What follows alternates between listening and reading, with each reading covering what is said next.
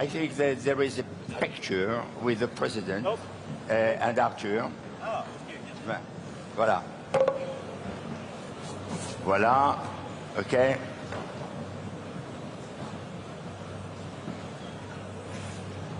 Thank you. Nous allons continuer avec le président de la République et avec quelques start-up pour une conversation. Thank you again. Thank you. Merci.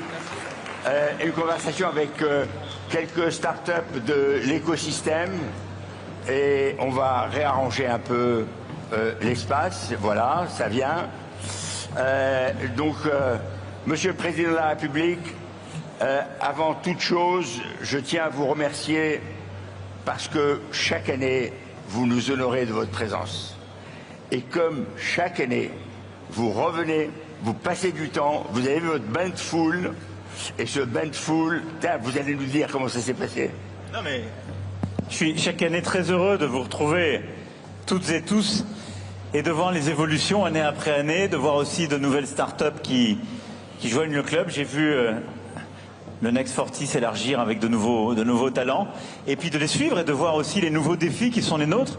Parce qu'au fond, on a tous les mêmes défis, c'est-à-dire qu'il faut changer, nous réadapter, parfois accepter qu'on ait des choses qui sont à corriger, réussir les nouveaux défis, continuer de croître.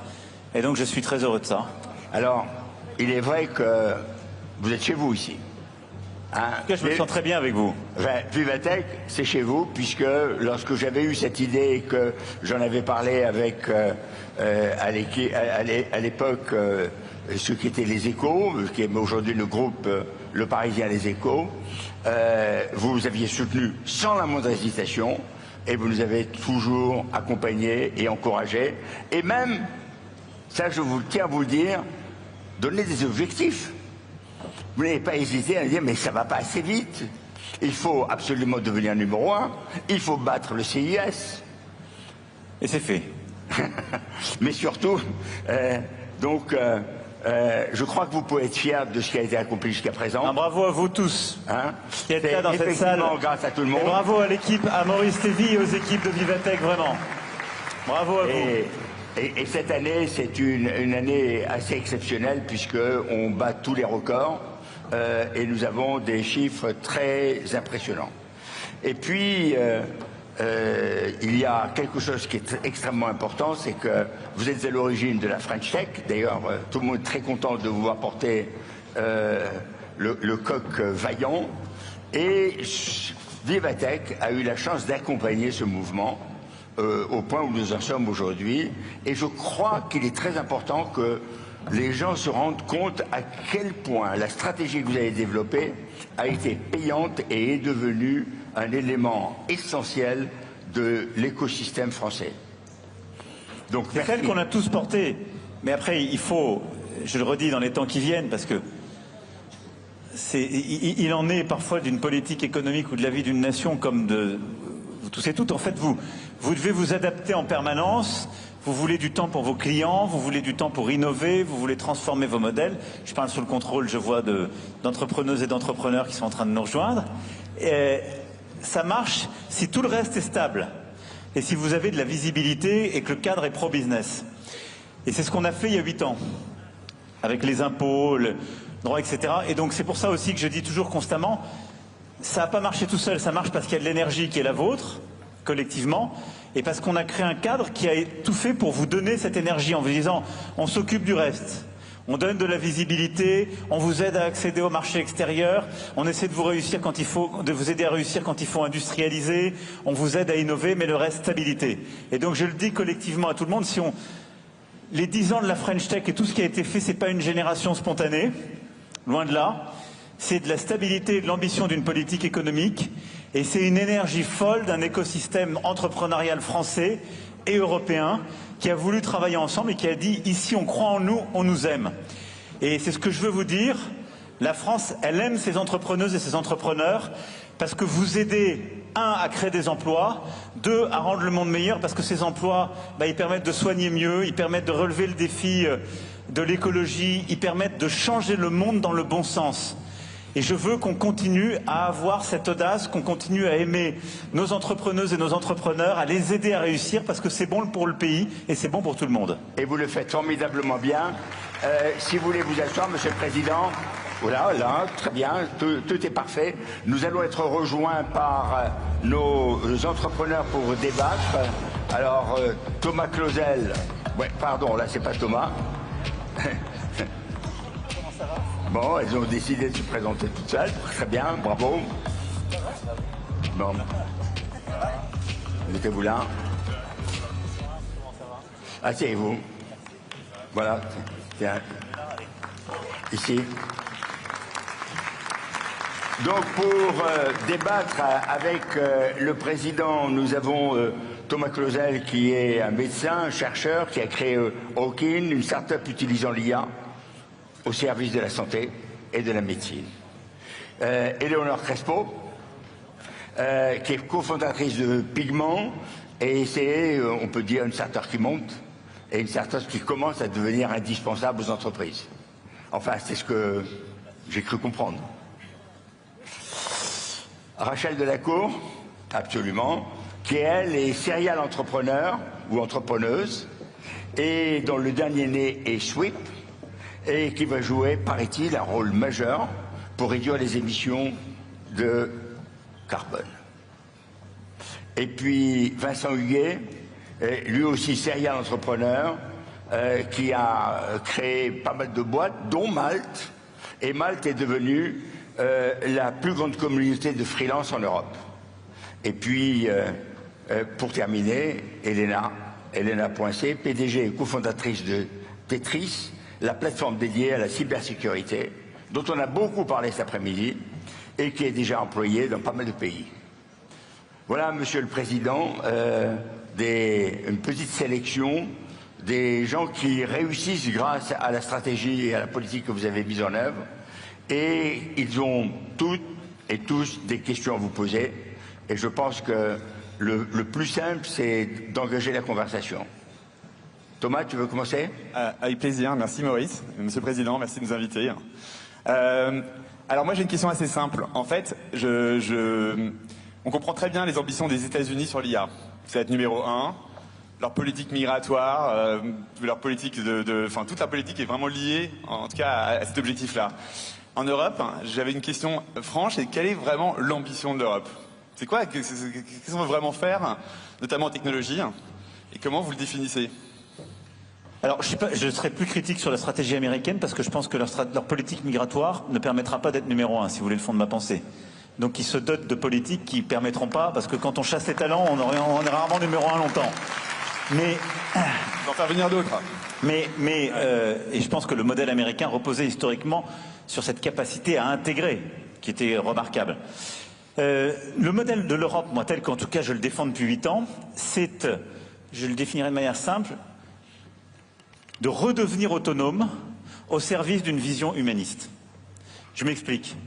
L'Europe, c'est le berceau d'une vision humaniste et de civilisation humaniste. C'est mettre au fond l'individu libre et rationnel, ce que nous sommes, au cœur, et de penser nos systèmes comme ça. C'est ce qui a été dès la Renaissance, dès l'Antiquité, puis la Renaissance, puis la philosophie des Lumières. C'est notre histoire, c'est je crois aussi ce qu'on a apporté au monde. Et qu'est-ce que c'est être humaniste aujourd'hui? C'est de se dire que les combats de progrès, on doit continuer de les poursuivre. Le respect, l'égalité femmes-hommes, la capacité justement à vivre ensemble dans une société. C'est maintenant intégrer la biodiversité et l'écologie dans cette aventure. Et c'est d'avoir un modèle social qui est le plus généreux du monde. Ça, c'est la partie humaniste. Simplement, cette partie humaniste, elle a perdu son autonomie ces dernières décennies. C'est-à-dire qu'elle a perdu son autonomie parce qu'elle a mis en danger sa capacité à produire, elle est devenue de plus en plus dépendante du reste du monde, elle a fragilisé sa capacité à produire de manière autonome, et par manque d'innovation, parfois par naïveté, elle s'est ouverte. Et donc, moi, ce que je défends, c'est de dire, j'ai pas envie de lâcher ce modèle humaniste. Moi, je crois pas à une Europe qui va, pardon, je tourne le dos, mais suivre les États-Unis dans un modèle qui est parfois un peu post-humaniste. Je crois pas du tout à ça. Je crois aux valeurs qui sont les nôtres. Mais par contre, on doit retrouver du muscle. C'est-à-dire qu'il faut qu'on arrive à innover beaucoup plus, à produire. C'est toute cette stratégie d'autonomie, d'indépendance que je défends depuis 8 ans. Et c'est ce qu'on est en train de faire progressivement. Regardez juste sur l'IA. C'est la conversation qu'on avait juste avant. Il y a 18 mois, il n'y avait pas de gros data centers en France. On était complètement en Europe. Hein. Il y avait même un débat chez nous pour savoir s'il fallait en faire. Beaucoup disaient, est-ce qu'il faut en faire? Pas génial. On était en train de perdre la bataille comme on l'a un peu perdu sur le cloud, où le cloud souverain, on a des clouds mixtes, mais on n'a pas été vraiment totalement sur un modèle souverain. Et bien là, on s'est mobilisé, on a plusieurs projets de très gros data centers.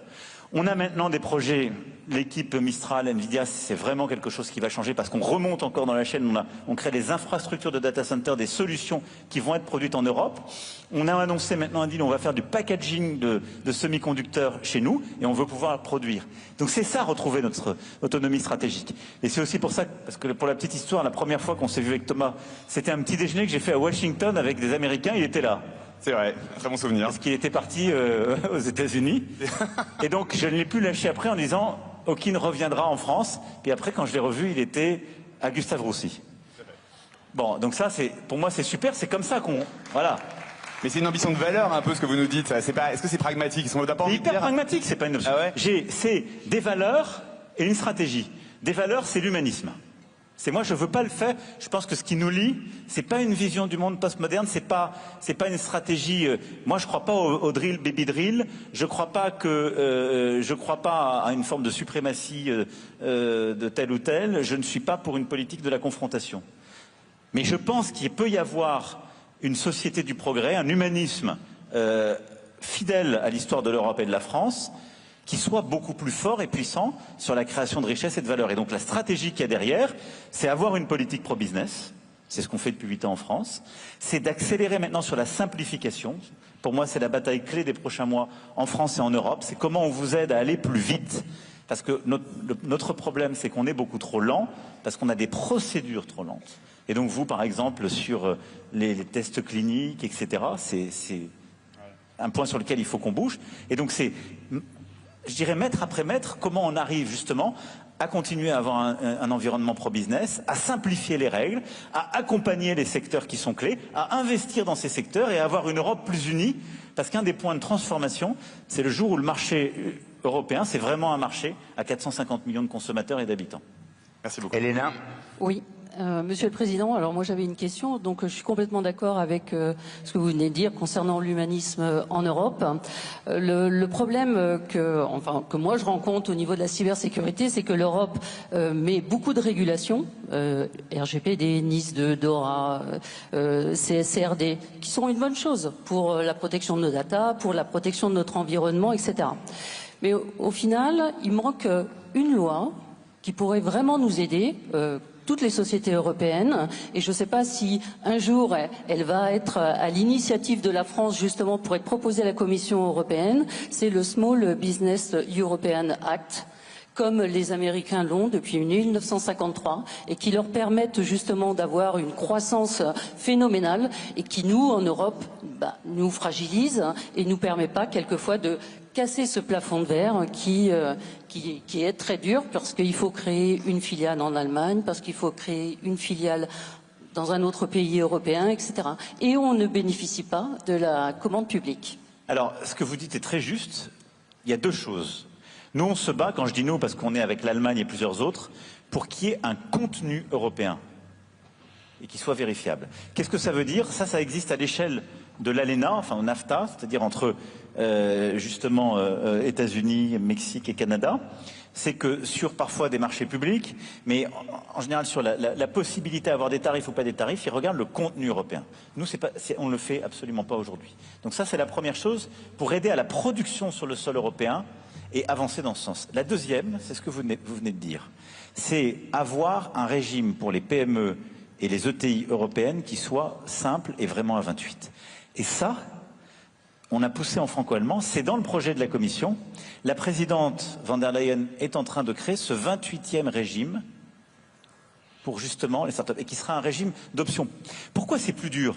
J'essaie d'expliquer sans défendre. Oui. Quand on part de 27 systèmes, c'est très dur de les faire converger, sur tous les points. Mais pour la régulation, ça marche. Parce qu'en fait, c'est un système nouveau que vous créez. Oui. Mais si vous voulez créer un système unique pour nous tous, vous devez faire converger toute la régulation qui préexistait. C'est-à-dire, si vous voulez créer vraiment un droit pour les PME partout en Europe, il faut faire converger tous les droits du travail, tous les droits les corporate tax, etc. C'est assez dur à faire converger. La bonne option, c'est de créer un système qui est éligible pour toutes les entreprises jusqu'à une certaine taille qui sont innovantes, et on va se battre sur les critères, qui est en fait un 28e régime, mais qui est le vrai régime unifié. Et cette option, c'est exactement ce que vous demandez, et c'est ce que veut porter la présidente de la Commission et qu'on soutient à fond, et qui, normalement, doit aboutir dans les prochains mois. Et ça, je suis comme vous, je pense que ça change tout. Parce que le jour où les start-up peuvent s'incorporer en Europe, elles ont les mêmes règles, elles ont la même fiscalité, elles ont le même droit du travail, elles ont les mêmes critères, et de la stabilité, ça change tout. Et l'accès au marché public. Et l'accès au marché public, ça c'est vrai dans tous les pays, parce que le marché public, il est encore géré à l'échelle nationale, voire locale. Et donc là, ces dernières années, on l'a réformé pour créer de la souplesse et permettre d'intégrer cela. On ne peut pas changer, c'est chaque acheteur qui est libre. Mais on a mis la possibilité d'avoir le contenu innovation, le contenu social, le contenu local, le contenu environnemental, et pas simplement le prix, qui était la règle historique. Oui. Rachel, s'il vous plaît, il faut que tout le monde puisse parler. Rachel? Oui, merci. Je tenais juste aussi à refaire un micro-point sur la French Tech. Moi, ça fait 15 ans que je suis dans ce circuit tech entrepreneur. J'ai vu l'avant, j'ai vu l'après la French Tech. Je pense que tous les entrepreneurs français qui démarrent aujourd'hui, vous bénéficiez quand même d'un énorme plus sur cette scène de tech entrepreneur. Et appréciez-le, parce que nous qui avons commencé avant, il y a eu énormément de progrès qui ont été faits. Et je tenais à remercier aussi les équipes de la French Tech qui sont fidèles aux entrepreneurs. Et ça, franchement, merci merci pour eux, et puis je les remercie aussi pour moi, à titre très égoïste. Ma question est la suivante. Ça rejoint aussi un petit peu le sujet des achats de l'État. Moi, dans mon urgence climat, bien sûr qu'il y a un sujet européen, mais j'ai bien évidemment envie que vous agissiez encore plus vite là, tout de suite, au niveau national, pour limiter en fait l'impact environnemental de n'importe quelle entité, qu'elle soit publique ou privée. L'entité doit agir sur sa chaîne de valeur. Je prends juste l'exemple de la SNCF qui est l'un de nos grands clients. La SNCF a fait un travail de dingue au niveau du procurement, des achats, pour complètement changer cette politique-là et décarboner sa chaîne de valeur. Ils ont vraiment un impact assez phénoménal, et je les en remercie déjà pour nous tous. Comment est-ce que vous, l'État français, vous pouvez en fait passer finalement d'une politique, quand il s'agit des achats de l'État, d'une politique qui est plutôt budgétaire à une politique vraiment industrielle, décarbonée? Vous avez ce pouvoir de le faire aujourd'hui, d'agir maintenant. Donc qu'est-ce qu'on attend, quoi, pour aller plus vite? Moi, je suis prêt à ce qu'on engage avec vous, mes équipes, là, même un examen en point par point, parce qu'en fait... Je peux vous aider à monitorer, bien évidemment. Exactement. Voilà. Non, parce que ça dépend de chaque acheteur, en vrai. C'est-à-dire qu'il y a une tendance à aller chercher le prix le plus bas, parce que les budgets sont contraints, et il y a un vrai défaut, qui est le manque de pluriannualité. C'est-à-dire que si on veut, et ça c'est quelque chose qu'on est en train de pousser, auquel je crois et je partage totalement, si on veut réussir au niveau de l'État à décarboner de la bonne manière, il ne faut pas raisonner en annualité budgétaire, ce qui est malheureusement ce que notre système nous oblige à faire, et ce qui fait que les acheteurs raisonnent trop à court terme et pour eux-mêmes, et donc ils ont un budget contraint, ils ont tendance à acheter le moins cher possible, et ils vont pas voir que les solutions que vous proposez, souvent le retour il se fait en 2-3 ans. Vous avez ce pouvoir de changer les choses, c'est plus facile aujourd'hui de faire ceci que de faire signer, que de penser décret ou loi dans le mandat. Alors en vrai, vu l'état de nos politiques actuelles, on va dire. Donc c'est plus facile. De toute façon, on peut toujours faire des choses en étant innovant. Donc moi, je prends la balle au bon et je suis prêt à le faire avec vous. Ah ben merci. Donc, vous en avez entendu. J'ai pris l'engagement devant vous là. Non. Mais donc là, je vais vous prendre du temps, mais je ne vais pas vous lâcher. Avec plaisir. Ok. Éléonore. Monsieur le Président, déjà merci. Non, il faut permettre à tout le monde de parler. Donc, Éléonore. Allez, déjà merci, parce que je pense qu'aujourd'hui en France, il n'y a pas un meilleur pays pour innover. C'est grâce à vous, grâce à l'action de Clara Chapaz et de la French Tech. Vraiment, je pense qu'on peut créer aujourd'hui des champions mondiaux depuis la France. Et moi, je suis là pour rester en France, parce que justement, on est capable de le faire depuis ce beau pays. Donc merci pour toute l'action. Clara vous envoie un cœur. Je lui renvoie. C'est vrai, merci. Et aussi d'ailleurs sur les sujets qu'on est en train de traiter aujourd'hui pour les enfants, la protection des enfants, très important. Ma question, c'est aujourd'hui, avec l'intelligence artificielle, nous, Pigment, un gros sujet est l'attractivité des talents.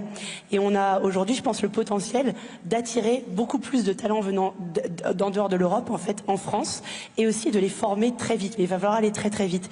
Quelle est l'action que vous voulez qu'on prenne, nous et vous, avec le gouvernement, pour former, attirer, retenir les talents, pour être capable vraiment d'être très compétitif dans le secteur de l'IA et des deep tech? Merci beaucoup. C'est un des points clés, les talents, parce que si on regarde l'IA, on a un énorme avantage qui est l'énergie. On a aujourd'hui un avantage, c'est en effet les talents. On va continuer d'en former, et avec les différents plans qu'on a mis en place, on continue à monter. Tout à l'heure, on était avec le cluster IA là, de Saclay, qui va ouvrir, je crois, 40 ou 50 000 formations à la rentrée prochaine. On a augmenté notre offre partout sur le territoire, donc ça c'est clé. Maintenant, il faut les garder. Et donc pour moi, pour les garder, c'est vraiment de continuer à avoir une activité maximale et d'aller chercher dans ces 9 clusters IA qu'on a mis en place, les talents qui vont sortir d'école. Et d'avoir cette solidarité. Moi, je suis frappé parce que, merci des mots que vous avez pour Clara, pour tous les ministres successifs qu'il y a eu, pour les équipes de la French Tech, et merci parce qu'elles sont extra, les équipes aussi de BPI, du ministère et autres. Mais c'est qu'il y a un écosystème qui s'est constitué. Et moi, ce qui me plaît beaucoup, c'est que je vous vois tous évoluer. D'abord, je vois les amitiés qui se sont nouées, les solidarités, y compris dans les moments difficiles de la vie des entreprises. Que ce club, que cette équipe ait le réflexe d'aller chercher dans les écoles et qu'on ait bien cette cartographie et qu'on aille chercher ces talents et qu'on aille, en quelque sorte, pitcher les plus jeunes pour leur montrer qu'il y a des capacités d'avenir. Et qu'en fait, ici, je crois qu'il y a un équilibre où il y a la capacité à entreprendre, des perspectives parce qu'on a une vraie profondeur de marché et que vous êtes tous un écosystème, je trouve, sympa et innovant. 3, qu'il y en aura dans la durée. Et 4, que la qualité de vie dans notre pays est un point très important. Et beaucoup de gens qui ont parfois le désir du large qui sont allés, et c'est une chance quand ils reviennent à l'autre bout de la planète, parfois ils oublient qu'ils vont avoir des enfants et que l'école est beaucoup plus chère, le système de santé est beaucoup plus cher à l'autre bout de la planète. Donc moi j'ai tout le kit pour faire revenir les gens quand ils sont partis dans des systèmes qui paraissaient beaucoup plus sympathiques de prime abord. Honnêtement, réussir à développer des entreprises en France quand le cadre reste comme il est pro-business, c'est unique. Et moi je pense que notre meilleure chance pour réussir à convaincre des jeunes d'être formés, mais garder nos talents, ce qui est l'obsession, et les faire grandir, c'est juste vous. Et c'est qu'on ait une organisation en équipe pour que vous alliez à la sortie de nos écoles d'ingénieurs, de nos formations, y compris d'ailleurs des PhD, de tous ceux qui sortent de nos centres de recherche et de nos labos, pour pouvoir en attirer un maximum. Bien, Vincent doit avoir le plus grand vivier de talents d'Europe. Oui, oui, tout à fait. Oui. Mais pour revenir justement sur ces sujets de talent et aussi de Small Business Act, tu disais, ou 28e régime, on a justement un régime ici en France avec le JUI, les BSPCE qui est, je pense, le meilleur d'Europe. Mon entreprise est sur plusieurs pays d'Europe et je peux le confirmer. Comment on fait pour l'exporter quelque part? Au lieu de réinventer, pourquoi on prend pas, on copie pas ce modèle-là et on crée le 28e régime sur cette base? Et de la même façon, cette French Tech qui est, je pense, aussi unique, comment on en fait une European Tech? Peut-être qu'on n'aura plus un coq, mais je ne sais pas, le drapeau européen ici. Mais comment on passe à l'échelle? Parce qu'on a besoin de cette échelle continentale tous autant qu'on est autour de la table. Alors, je suis 100% d'accord. Je pense que d'abord, la Commission va faire ce travail. Donc, c'est à nous de la nourrir. Et il me reviendrait de faire ce travail. Je prendrais juste dans chaque pays le système qui est le plus compétitif. Et donc, vous avez raison. Je pense que sur beaucoup de systèmes, on a vraiment quelque chose qui est très compétitif. Sans doute sur d'autres approches, on a des pays voisins qui le sont davantage. Mais je pense qu'on a créé un écosystème qui est assez exceptionnel. Maintenant, sur les PME, il y a des systèmes aussi européens qui sont tout à fait... donc, ils vont faire ce travail. Donc, c'est à nous de le nourrir et c'est dans les mois qui viennent qu'on doit faire ce job.